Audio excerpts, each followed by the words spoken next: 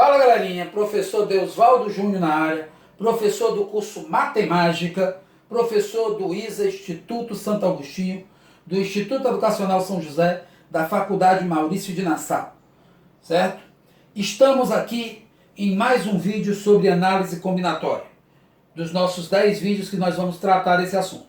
Hoje, para tratar de um assunto que muitas vezes deixa muita dúvida, ele, junto com a combinação, são o assunto que mais deixam dúvida no aluno, que é o assunto de arranjo. Primeiro, vamos aprender a diferenciar arranjo, combinação e permutação. São três coisas distintas. Quando é que eu vou usar as fórmulas de permutação, professor? As fórmulas de permutação serão utilizadas quando você vai usar todos os elementos que tem no conjunto. E aí você pode ter a permutação simples e a permutação com repetição. Quando você vai fazer anagramas, palavras com ou sem sentido, mudando apenas as letras de lugar, é uma permutação. Quando você vai colocar as pessoas em círculo, é uma permutação conhecida com o nome de permutação circular. Então nós temos três casos de permutação. Permutação simples com elementos repetidos e permutação circular, que já foram vistas aqui em aulas anteriores. Hoje nós vamos tratar do assunto de arranjo. Tanto o arranjo como a combinação, eles são usados quando nós não usamos todos os elementos do conjunto. Ou seja, quando apenas alguns elementos do conjunto são utilizados, eu utilizo arranjo ou utilizo combinação. Certo? Qual a diferença dos dois, professor, de arranjo e combinação?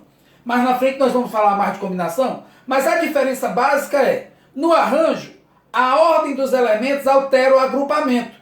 Na combinação, a ordem dos elementos não altera o agrupamento. Para você ficar mais entendido. Por exemplo, tu vai fazer um triângulo. Se tu botar o triângulo ABC, é a mesma coisa do triângulo BCA. Então não tem diferenciação. Não importa a ordem que eu botar os vértices, o triângulo permanece o mesmo. Um arranjo. Tu vai ter 3 pessoas na competição. O José, o Pedro e o Antônio. O José pode ser o primeiro, o Pedro segundo e o Antônio terceiro. São diferentes se eu botar o Pedro em primeiro, o José segundo e o Antônio em terceiro? São grupos diferentes, porque a premiação vai ser diferente. Então o arranjo é todo agrupamento de M elementos tomados P a P, tal que a ordem dos elementos altera o agrupamento. E aí eu tenho 2 tipos de arranjo. O arranjo simples, M tomado P, que é M fatorial, M menos P fatorial.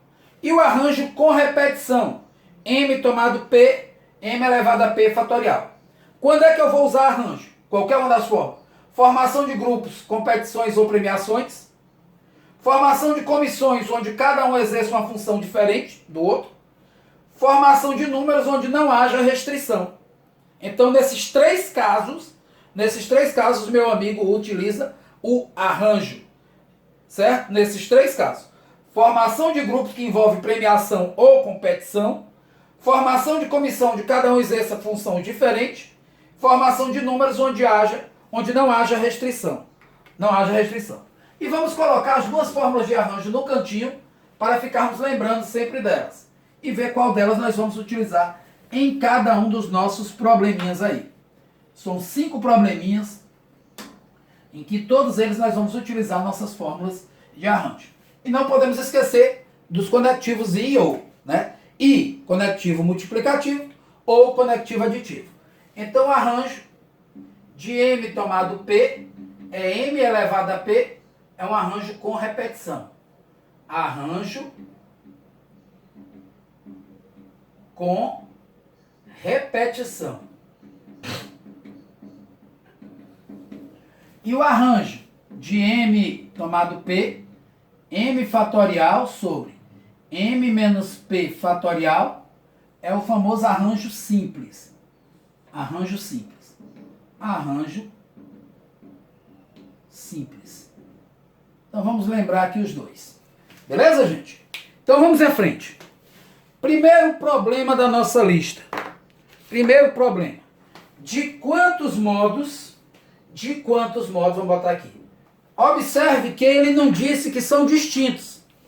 Então eu posso repetir elementos. Se eu posso repetir, eu tenho um arranjo com repetição, não é verdade? Se eu posso repetir os elementos, eu tenho um arranjo de 5 elementos onde eu vou usar 3. Só que é um arranjo com repetição. Então, 5 elevado a 3. 5 vezes 5 vezes 5, 125. Essa é a nossa resposta. Mas, professor, eu poderia fazer esse problema usando outra forma? De outra maneira? Com certeza que sim, meu amigo. Você pode usar o princípio fundamental da contagem. Eu vou escolher o primeiro, segundo e o terceiro. Quantas opções de valores eu tenho para escolher o primeiro elemento? 5. Elemento 1 escolhido. E eu vou escolher o segundo, então I multiplica. E eu vou escolher o terceiro, então I multiplica. Quantas opções eu tenho para escolher o segundo elemento? 5. E o terceiro? 5. 125. Pode ser feito das duas formas. Usando o princípio fundamental da contagem ou usando o arranjo com repetição. Certo? Essa foi a nossa primeira questão. Vamos ver a segunda questão, o que é que ela diz. Na segunda questão diz, escolhendo 3 funcionários, dentre os 8 disponíveis para assumir os cargos de supervisor, tesoureiro e marqueteiro. Quantas opções eu tenho? Galera, eu tenho um total de 8 funcionários onde eu vou escolher 3. Mas eles vão exercer funções diferentes. Um vai ser supervisor, o outro vai ser tesoureiro e o outro vai ser marqueteiro. Então, como eles têm funções diferenciadas, eu já sei que é um arranjo. E é um arranjo de 8, onde eu vou escolher apenas 3. Então vamos colocar a nossa questãozinha aqui no quadro.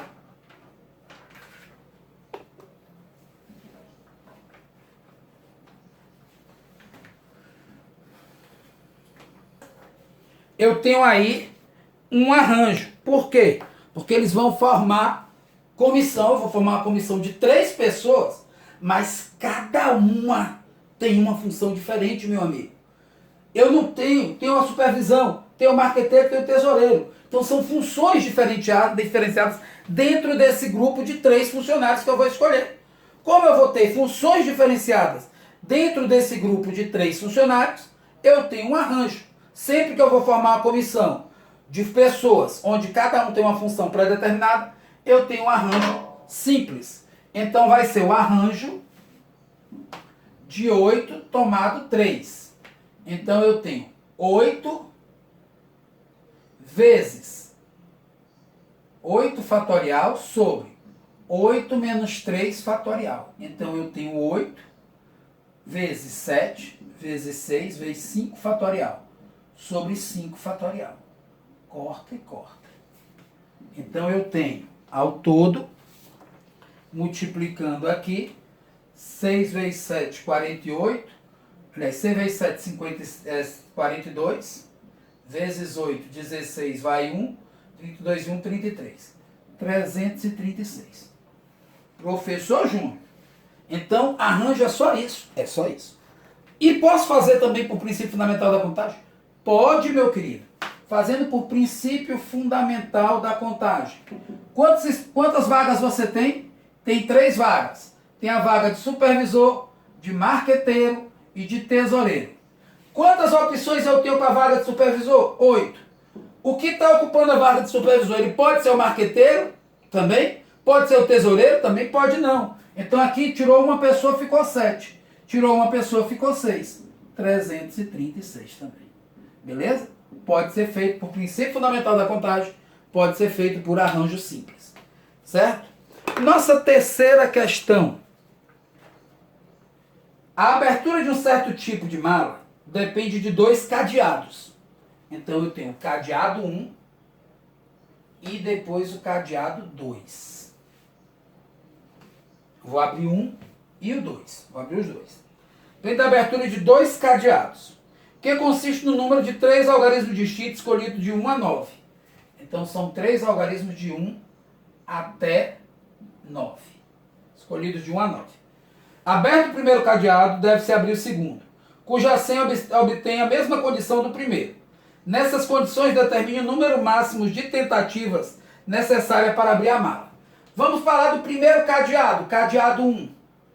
Eu tenho aqui informação de um número de 3 algarismos sem repetição. Não pode ser repetido, então eu tenho um arranjo simples. O arranjo de 1 a 9 eu tenho quantos algarismos? 1, 2, 3, 4, 5, 6, 7, 8, 9. 9 algarismos. Então eu tenho o arranjo de 9, onde eu vou usar apenas 3. Então eu tenho 9 vezes 8 vezes 7 vezes 6 fatorial sobre 9 menos 3, 6 fatorial. 6 cancela 6. Multiplicando isso daqui, 9 vezes 8 dá 72, vezes 7, 14 vai 1, 504. 504 opções. Abri o primeiro. Agora eu vou abrir o segundo. Abre o segundo cadeado. Também um arranjo. Segundo cadeado. Também eu vou ter um arranjo de 9, onde eu vou usar 3, porque ele obedece à mesma condição do primeiro cadeado. Observe que na questão ele fala que o segundo cadeado obedece à mesma condição do primeiro. Então eu tenho um arranjo de 9 tomado 3. 9 vezes 8 vezes 7 vezes 6 fatorial sobre 6 fatorial. Corto 6 com 6, 504. Temos o primeiro e o segundo cadeado, um independente do outro. Então aqui eu tenho 504 mais 504 posições. Eu tenho então 1008 posições de abrir o nosso cadeado letra A de aprovado. Então essa é a nossa terceira questão. Posso fazer por princípio fundamental da contagem, professor? Pode. Cadeado 1, cadeado 2. 1 e o 2. Quantas opções eu tenho aqui? 9, 8, 7. Mais, quantas opções eu tenho aqui? 9, 8, 7. No primeiro, 504. Mais no segundo, 504. Total, 1008. Usei aqui o princípio fundamental da contagem, conectivos I e OU. Ok, galerinha? Pode ser feito das duas formas. Vamos para a quarta questão. O que é que diz a nossa quarta questão? A nossa quarta questão diz o seguinte: em um campeonato de futebol participam 20 times.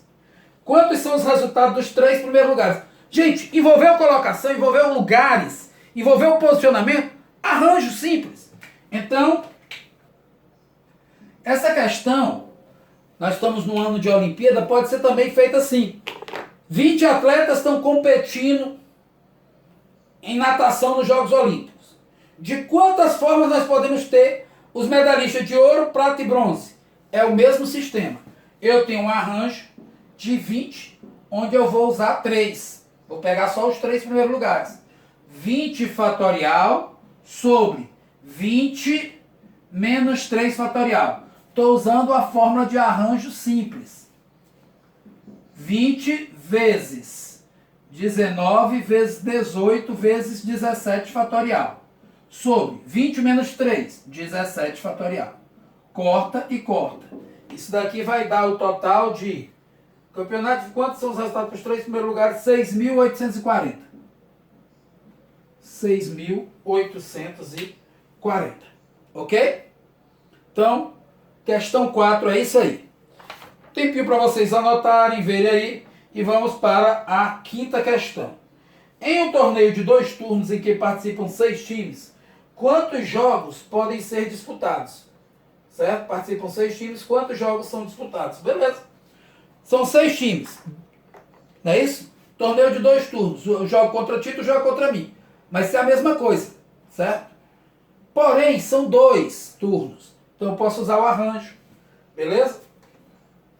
Posso usar o arranjo. Mas essa daí eu vou deixar para vocês. Eu vou fazer uma mais interessante que eu vi aqui. Certo? A questão número 7, ela não está nessa nossa lista. Eu vou botar como mais um bônus para vocês. Eu tenho uma linha férrea que tem 16 estações. A verdade é essa. 16 estações. Quantos tipos de bilhetes devem ser impressos para que em cada estação seja assinalado chegada e saída? Então veja bem. Então eu tenho em uma linha férrea com 16 estações, melhor, em uma linha ferroviária, área com 16 estações, quantos bilhetes devemos imprimir quantos bilhetes devemos imprimir para que em cada bilhete seja marcado, seja assinalado chegada e saída. E aí, galerinha? Como é que eu faria um problema desse? Por combinação? Por arranjo? E aí? Se for arranjo, de quanto em quanto? Observe que cada um deve ser marcado chegada e saída. E eu vou marcar 16 estações. Não é isso? Então eu tenho 16 estações e cada bilhete tem que ser um de entrada e um de saída, um de entrada e um de saída. Então eu tenho um arranjo das 16, onde eu vou usar apenas 2. 16 tomado 2. Então vai ser 16 fatorial sobre 16 menos 2 fatorial, que dá 16 vezes 15 vezes 14 fatorial sobre 14 fatorial. Corto 14 com 14. 16 vezes 15, 240.